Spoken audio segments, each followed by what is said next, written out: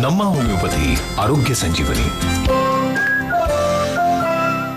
नमस्कार, मी शिल्पा गुजर। नमा होमिओपॅथी आरोग्य संजीवनी या विशेष कार्यक्रमात तुम्हा सगळ्यांचं खूप खूप मनापासून स्वागत आहे। आपल्या सोबत आहेत डॉक्टर साक्षी निकुम। साक्षी निकुम, तुमचं खूप खूप स्वागत आहे। नमस्कार। आणि डॉक्टर साक्षी निकुम आपल्याला व्हेरिकोज वेन्स या आजाराबद्दल आज माहिती देणार आहेत। पण त्याआधी आपण नमा होमिओपॅथी बद्दल जाणून घेऊयात। नमा होमिओपॅथीच्या माध्यमातून जवळपास 50,000पेक्षा जास्त रुग्ण त्यांच्या युनिक ट्रीटमेंटद्वारे बरे झालेले आहेत।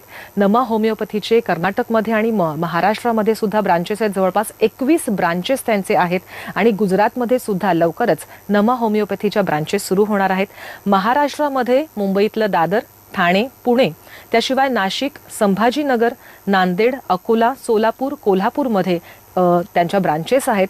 तुम्हाला कुठचीही लक्षणं दिसत असतील, स्वतःमध्ये कोणताही आजार असेल, तुम्ही आपल्या स्क्रीनवरती सध्या जो नंबर दिसत आहे त्या नंबरवरती कॉल करू शकता, अपॉइंटमेंट घेऊ शकता आणि नमा होमिओपॅथीच्या डॉक्टरांशी बोलू शकता आणि तुमच्या शंकांचं आणि आजाराचं निरसन नक्की करू शकता।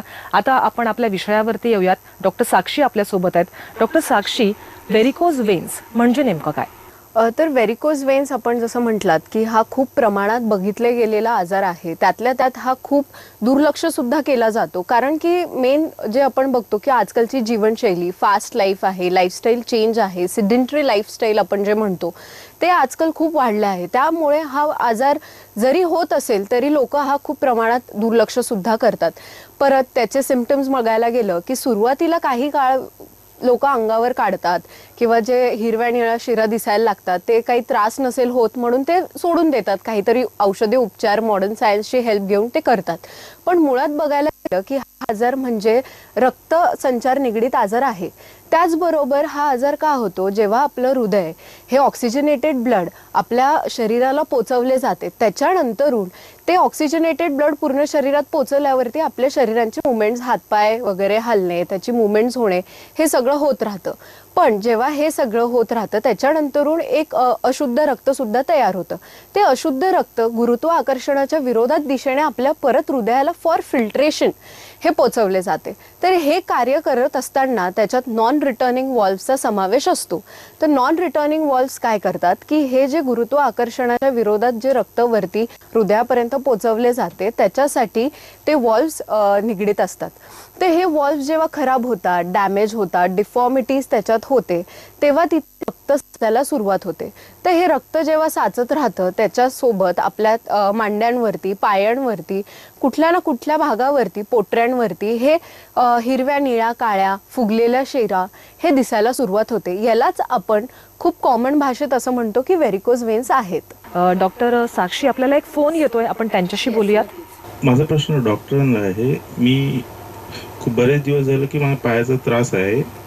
तुमचा शो पाहिला आता मी जवळच्या डॉक्टरकडे गेलो होतो, विचारलेलं, पण ते काय बोलले की जरा जास्त आजार झाले, तुम्हाला ऑपरेशन करायला लागेल। पण मला ऑपरेशन करायचं नाही, तर तुमच्याकडेच काहीतरी याच्यावरती उपाय सांगू शकताल का? नक्कीच, जसं तुम्ही विचारता आहेत की तुम्हाला ऑपरेशन सजेस्ट केलं आहे वगैरे, तर तुम्ही हे बघायला पाहिजे की तुमचं जे आहे कोणत्या स्टेजमध्ये, व्हेरिकोज वेन्स कोणत्या स्टेजमध्ये आहे, नक्की व्हेरिकोज वेन्स आहे का, म्हणून आपण एक रक्ताची तपासणी सुद्धा करतो किंवा एक आपण नॉर्मल वेनस डॉपलर म्हणून ही सुद्धा ती करून जर का तुम्ही जवळच्या कोणत्याही शाखेत आम्हाला भेट दिली तर आमचे तज्ञ डॉक्टर तुम्हाला नक्कीच मदत करतील।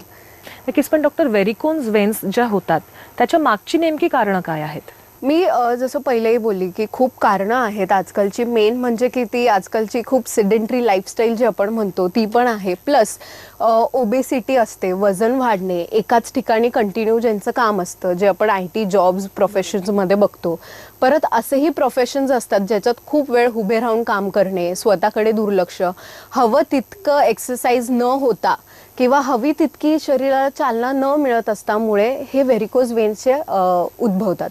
त्याच्यासोबत आपण बघतो की महिलांमध्ये मोस्टली आपण बघतो की ज्या गृहिणी असतात त्यांचं पूर्ण उभं राहून काम असतं किंवा शरीराकडे त्यांचं दुर्लक्ष होत असतं, त्याच्यामुळे सुद्धा होतात। प्लस टाईट कपडे घालणं किंवा हाय हील्स वापर करणं, त्यामुळे हा आजार होतो। प्लस महिलांमध्ये जेव्हा आपण बघतो की 6व्या, 7व्या, 8व्या, 9व्या महिन्यामधनं की पायांवरती हिरव्या निळ्या शिरा दिसायला सुरुवात होते. ही सुरुवात प्रेग्नन्सीमध्ये खूप होते, आजकाल खूप कॉमन आहे. पण याच्याकडे जर का दुर्लक्ष केलं तर ही प्रेग्नन्सी नंतरून वाढण्याची शक्यता आहे. प्लस त्याच्यानंतरून आजकालचा आहार पद्धती, पाणी कमी पिणे किंवा खाणं व्यवस्थित नसावं, म्हणून हे सगळे कारणं खूप आहेत. खूप कॉमनली आपण बघतो की ते आपल्याला व्हेरिकोज वेन्स याच्यासाठी बघायला मिळतात.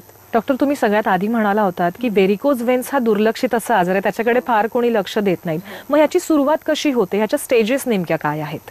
बघायला गेलं तर नक्कीच मी सांगू इच्छिते की हा खूप क्रॉनिक आजार आहे. क्रॉनिक आजार जेव्हा आपण म्हणतो की हा लॉंग टाइम चालतो, कारण की सुरुवातीची जी स्टेज आहे ज्याच्यात नसांचं जाळं होतं त्याला आपण स्पायडर वेन्स असं म्हणतो.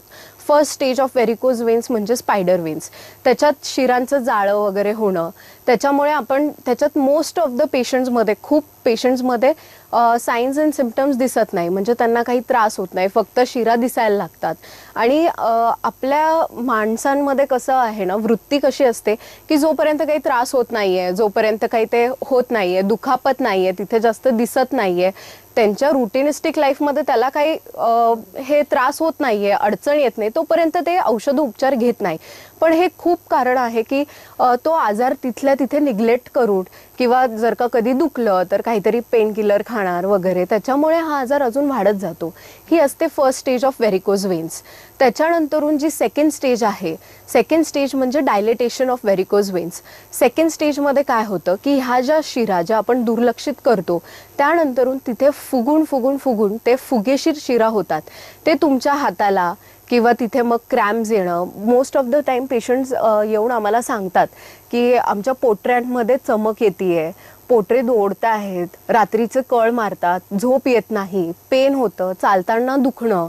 ह्या सगळे पेशंट जेव्हा आम्हाला सांगतात की तुम्हाला डायलेटेशन दिसतं, फुगेशीर शिरा पूर्ण मांडीवरून किंवा खालपर्यंत पायापर्यंत सुद्धा दिसतात, सूज येते, पायांना सूज येते, पोटरे कडक होणे, परत चालताना दुखतं, परत गोठ्यांपाशी म्हणजे अँकल्स जवळ तुम्हाला सूज जास्तीत जास्त दिसते, याला आपण dilatation second stage of varicose veins असं म्हणतो.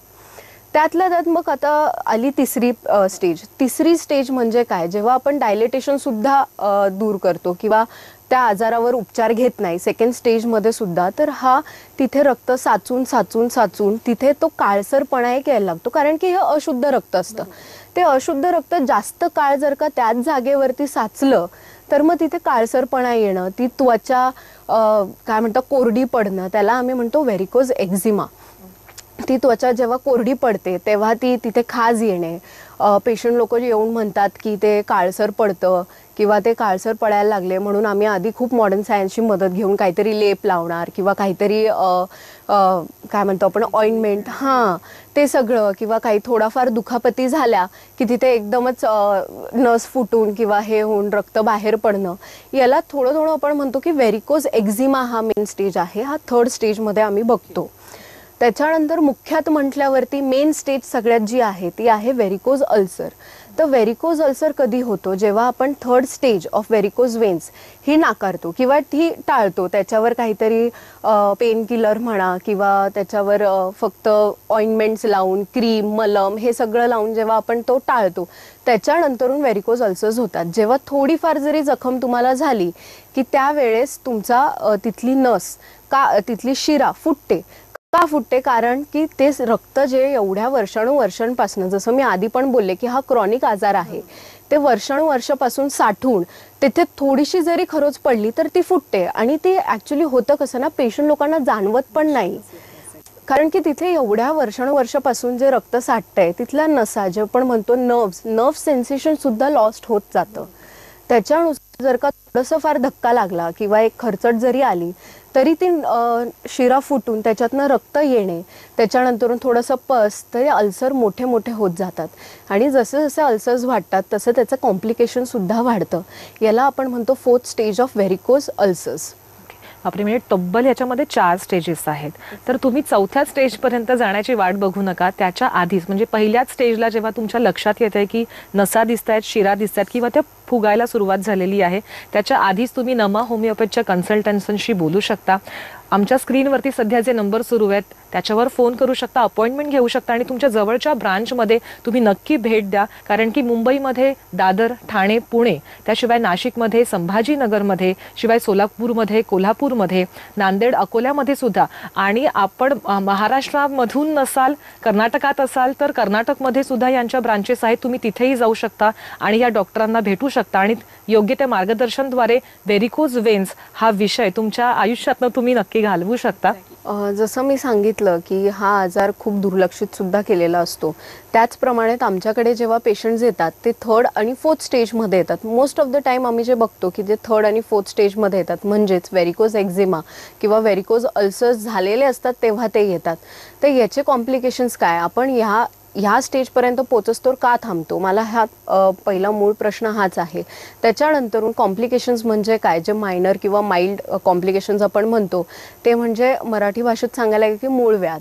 जी आपली संडासची जागा असते तिथल्या नसा फुगून, तिथल्या नसा कधी कधी मग कडक संडास झाली किंवा तिथलं ब्लिडिंग होणं, तिथून रक्त येणं, याला आपण मूळव्याध किंवा पाईल्स असं म्हणतो. हे व्हेरिकोज वेन्सचं कॉम्प्लिकेशन.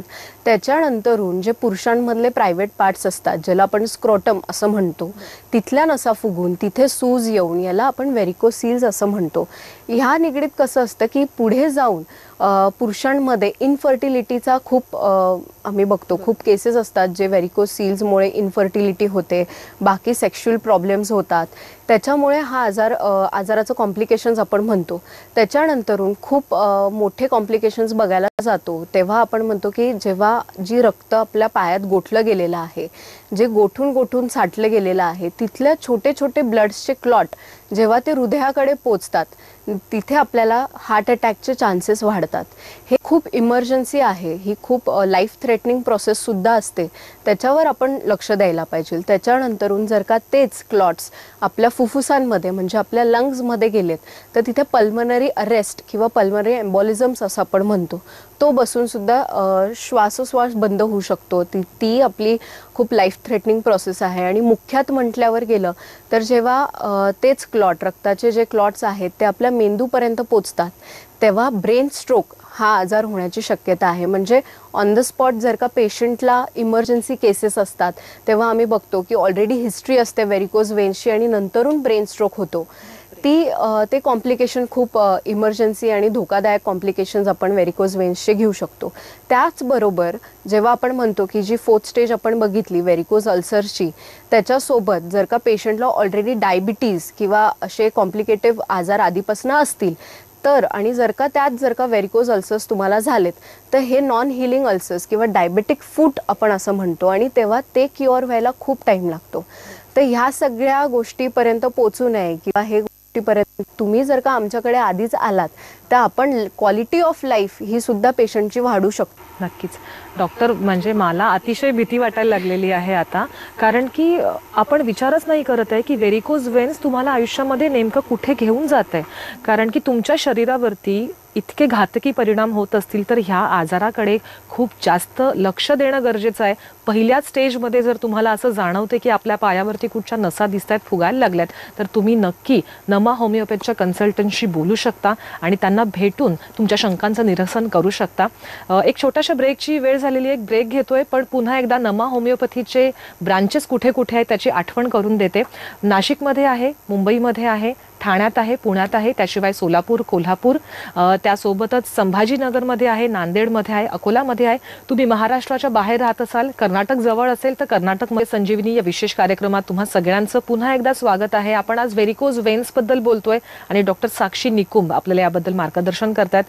डॉक्टर साक्षी, बरेचदा व्हेरिकोज वेन्समध्ये रुग्णांना सर्जरीबद्दल सांगितलं जातं, पण जर कोणा रुग्णाला सर्जरी करायची नसेल तर नमा होमिओपॅथीच्या माध्यमातून असं काही ट्रीटमेंट आहे का की सर्जरी टाळता येऊ शकते? हो, नक्कीच. नम्मामध्ये आम्ही जो फॉर्म्युला आणतो आहे ज्याचं नाव आहे immunogenic मायझमॅटिक 6th generation homeopathic treatment, हा जो आम्ही फॉर्म्युला आणला आहे याचं कारण हेच की असे जे आजार आहे, जे क्रॉनिक आजार आपण म्हणतो की ज्याच्यामुळे खूप कॉम्प्लिकेशन्स होऊ शकतात, ते ह्या फॉर्म्युलाने ते आम्ही कमी करतो किंवा हे क्युअर करायचा आमचा प्रयत्न नक्कीच असतो. तर जसं तुम्ही म्हणाले की कॉम्प्लिकेशन्स काय असू शकतात किंवा सर्जरी ॲडवाईस करतात, बऱ्याच पेशंटला मॉडर्न सायन्समध्ये सर्जरीज सांगतात. तर सर्जरी म्हणजे काय, बरेच पेशंट सर्जरी पण करतात, त्याच्यानंतरून आमच्याकडे येतात. सपोज जर का एक आपण उदाहरण घेतलं की आपल्या पायात जर का 5 नसा असतील, 5 शिरा असतील, त्या 5 शिरांपैकी 2 शिरांमध्ये वॉल्व्सची खराबी असेल, तर त्याच्यासोबत काय होतं की ओपन सर्जरी किंवा लेझर सर्जरी जे मॉडर्न सायन्समध्ये आहे की व्हेरिकोज वेन्समध्ये करता येतात, त्या केल्यानंतरून तुमच्या ज्या 2 शिरांमधले वॉल्व्स खराब झाले आहेत ते काढून किंवा त्याला काहीतरी कट वगैरे काय जे आपण म्हणतो ते करून, त्याच्यानंतरून जो रक्तप्रवाह हृदयाकडून येतो किंवा आपल्या शिरांपासून आपल्याला जे अशुद्ध रक्त पुढे वाढवायचं असतं, हृदयाकडे न्यायचं असतं, त्याच्यामध्ये काय होतं ना की प्रेशर बिल्डअप होतं. 5 शिरा आहेत, त्याच्यातल्या 2 शिरा आपण काढून टाकल्या, तर 5 शिरांचा रक्ताचा प्रवाह हा 3 शिरांवरती येतो. तो प्रेशर त्या 3 शिरांवरती वाढत जातो. त्याच्यामुळे काय होतं की त्या 3 शिरा आहेत ज्या चांगल्या आहेत त्याच्यामध्ये डिफॉर्मिटीज व्हायला सुरुवात होते, कारण की त्या वॉल्सवर प्रेशर जसं जसं बिल्डअप होतं, ते वॉल्स जसं जसं ते प्रेशर घेणार त्याच्यामुळे तो डिफॉर्मिटीज येणार. म्हणजे आपण काय करतो की ते ऑपरेशन म्हटले किंवा लेझर तुम्ही म्हटले ते आपण तात्पुरता काढतो, पण त्याच्यासोबत आपण अजून एक व्हेरिकोज वेन्सला नवीन उत्पत्तीसाठी प्रोत्साहन करतो, असं होतं. म्हणून मी जेव्हा बोलतो की सर्जरी टाळा किंवा सर्जरी नका करू, याचं कारण हे. नक्कीच डॉक्टर, तुम्ही सांगते की सर्जरी टाळता येऊ शकते. मग जर सर्जरी टाळायची असेल आणि एखादा रुग्ण तुमच्याकडे आला तर ही ट्रीटमेंट नेमकी कशा पद्धतीची असते? जसं नमामध्ये आम्ही म्हणतो की आमचा जो फॉर्म्युला आम्ही रिसर्च केलेला आहे तो मी एक थोडक्यात सांगू इच्छिते. म्हणजे इम्युनोजेनिक मायझमॅटिक 6th जनरेशन फॉर्म्युला आम्ही जो म्हणतो, तर इम्युनोजेनिक म्हणजे काय, जी पेशंटची रोगप्रतिकार शक्ती असते. इम्युनोजेनिक म्हणजे इम्युनिटी आणि ते रोगप्रतिकार शक्ती जी असते प्रत्येक पेशंटची वेगवेगळी असते. प्रत्येक पेशंटला आजार एक जरी झाला तरी प्रत्येक पेशंटची त्या आजारावर रिॲक्ट करायची, त्या आजारावरची रोगप्रतिकार शक्ती ही वेगवेगळी असते. त्याचसोबत जशी आपली रोगप्रतिकार शक्ती वाढत जाते तसा तसा आपला आजार कमी होतो. म्हणजे तुम्हाला पुढे जाऊन काही कॉम्प्लिकेशन्समध्ये तुम्ही एंडअप होणार नाही याची आम्ही काळजी घेतो. त्याच्याच सोबत मायझमॅटिक म्हणजे काय की रूट कॉज म्हणजे काय की हा आजार का होतो किंवा का झाला, कशा पद्धतीने झाला. एलिमेंट्स फ्रॉम जे आम्ही आमच्या अभ्यासात आम्ही वापरतो, एलिमेंट्स फ्रॉम की काहीतरी कारण होतं आणि आपल्याला हा बसतो, आजार होतो. जे धावपळीचं जे आजकाल जीवन झालंय त्याच्यामुळे सगळ्यांनाच एक फास्ट क्विक रिलीफ आपण म्हणतो तो हवा असतो. म्हणून आमचा फॉर्म्युला एक आम्ही असा तयार केला आहे की जो 6th जनरेशनच्या सोबतीने राहून तुमचा आजार लवकर कसा बरा होईल याची आम्ही काळजी घेत राहतो. म्हणून हा आमचा होमिओपॅथिक फॉर्म्युला आहे, ज्याला आम्ही नाव दिलंय immunogenic मायझमॅटिक 6th generation homeopathic formula. बरोबर आहे डॉक्टर. म्हणजे मुळापासून आजार कसा बरा होऊ शकतो नमाच्या माध्यमातून यातनं तुम्ही आम्हाला सांगितलेलं आहे. पण कोणताही आजार हा वाईटच, बरोबर? तो आजारच होऊ नये म्हणजे व्हेरिकोज वेन्स होऊच नाहीत यासाठी नेमकं काय केलं पाहिजे? नक्कीच याच्यासाठी जे मॅनेजमेंट आपण करतो किंवा प्रिकॉशनरी म्हणजे प्रिव्हेंटिव्ह मेजर्स, की हा आजार ज्यांना नसेल किंवा हा आजाराची सुरुवात ज्यांना असेल, तर ज्यांना हा आजार नसेल त्यांना मी सांगू इच्छिते की तुमचं डाएट, मेन म्हणजे तुमचं डाएट, पाण्याचा इंटेक वाढवणं किंवा दिवसाला तुम्ही जास्त वेळ जर का तुमचं बसून काम असेल तर तुम्ही ते 1-2 तास बसून काम झालं की एक 5-10 मिनिटाचा वॉक घेणे, की एक्सरसाइज, परत वजन कमी करणे. वजन जास्त वाढलेलं असेल तर पोटऱ्यांवर, पायांवर, गुडघ्यांवर प्रेशर येतं, त्याच्याने हा आजार उद्भवतो. टाईट कपडे न घालणे किंवा हाय हिल्सचा कधीतरी प्रयोग करणे, जास्त कंटिन्यू तुमच्या लाईफमध्ये हाय हिलसुद्धा नाही घालवायचे. महिलांना मी हे खूप गरजून सांगावं असं मला वाटतं की तुम्ही जे हाय हिल्सचा घालतात किंवा उभे राहून जास्त वेळ काम करतात, गृहिणी स्पेशली, त्यांना सांगायचे की तुम्ही फक्त कामाकडे न लक्ष देता तुमच्या शरीराकडे सुद्धा तुम्ही लक्ष द्या, की तुमचा व्यायाम होतोय का, तुमची शरीराची हवी तितकी हालचाल प्रॉपर होते आहे का, हे तुम्ही एकदा तुमच्या याच्याकडे लक्ष द्या. म्हणून आम्ही म्हणतो की पहिल्या जर का स्टेजेसमध्ये तुमचा हा आजार असेल तर तुम्ही प्रत्यक्षात पहिले येऊन आम्हाला भेट दिली तर हा आपण एकदम सुरळीतपणे आणि एकदम छान औषधांनी आम्ही तो रिलीफ करू शकतो. त्याच्यानंतरून जे ऑलरेडी सेकंड थर्ड स्टेजमध्ये असतील त्यांनी घाबरून जाण्याचं कारण नाही आहे. ते सुद्धा आमच्याकडे इतके पेशंट्स येतात मॅम, मी तुम्हाला सांगू इच्छिते की इतके पेशंट्स येऊन सुद्धा आम्ही त्यांना क्युअर केलेत. म्हणजे अल्सरच्या केसेस आमच्याकडे क्युअर झालेल्या आहेत, एक्झिमाच्या केसेस आमच्याकडे क्युअर झालेल्या आहेत. हेल्दी लाईफस्टाईल ही सगळ्यात महत्त्वाची आहे आणि त्याहूनही तुम्हाला जर हा आजार होतोय तर तुम्ही नमा होमिओपॅथीच्या होमिओपॅथ कन्सल्टंटशी नक्की बोला आणि तुमचा हा आजार तुम्ही निपटून काढू शकता. डॉक्टर, आपल्याला आणखी एक फोन येतोय, आपण त्यांच्याशी बोलूयात. बोला. नमस्कार, माझं नाव तेजश्री. मला प्रेग्नन्सीनंतर पायावर अशा हिरव्या निळ्या शिरा आता दिसायला सुरुवात झालेली आहे आणि कधी कधी माझा पाय खूप जड होतो आणि खूप त्रासही होतो. तर यासाठी मला तुमच्याकडे काही ट्रीटमेंट मिळेल का? नक्कीच डॉक्टर याच्याबद्दल मार्गदर्शन करतील. डॉक्टर, काय ट्रीटमेंट असू शकते? हो, मोस्ट ऑफ द मी आधी पण सांगितलं की प्रेग्नन्सीमध्ये आपण बघतो की महिलांमध्ये हा त्रास सुरू होतो. तर मुळात मला तुम्हाला असं विचारू इच्छिते की जर का तुम्ही 6th, 7th, 8th किंवा 9th मंथ प्रेग्नेंट असाल तर मग त्याच्यानंतर तुमच्या ह्या ज्या शिरा दिसत आहे याच्यासाठी तुम्ही नक्कीच जर का चालणं वगैरे मॅनेजमेंट जे आपण म्हणतो ते केलं आणि आफ्टर प्रेग्नन्सी जर का तुम्ही ट्रीटमेंट घ्यायला सुरुवात केली तर हा नक्कीच आजार आपण लवकरात लवकर बरा करून ते पुढे कॉम्प्लिकेशन्समध्ये नाही येणार याची आम्ही नक्कीच काळजी घेऊ. नक्कीच डॉक्टर साक्षी, तुम्ही अतिशय छान माहिती दिलीत आणि प्रेक्षकांच्या शंकांचं निरसन सुद्धा केलं, त्यासाठी तुमचे खूप खूप आभार. नमा होमिओपॅथी आरोग्य संजीवनी या विशेष कार्यक्रमात आता वेळ झाली इथेच थांबण्याची, पण पुन्हा एकदा आठवण करून देते, नमा होमिओपॅथीचे जवळपास महाराष्ट्रामध्ये 21 शाखा आहेत, कर्नाटकामध्ये सुद्धा आहेत आणि लवकरच गुजरातमध्ये सुद्धा त्यांच्या शाखा सुरू होणार आहेत. दादरमध्ये, ठाण्यामध्ये, मुंबईत, पुण्यामध्ये, शिवाय नाशिकमध्ये, संभाजीनगर, त्याशिवाय सोलापूर, कोल्हापूर, नांदेड, अकोला यामध्ये सुद्धा त्यांच्या ब्रांचेस आहेत. त्याच्यामुळे जर कोणतीही समस्या तुम्हाला व्हेरिकोज वेन्सबद्दल वाटत असेल तर जवळच्या शाखेशी जरूर संपर्क करा आणि तुमच्या शंकांचं निरसन करा. आता वेळ झाली इथेच थांबण्याची. नमस्कार.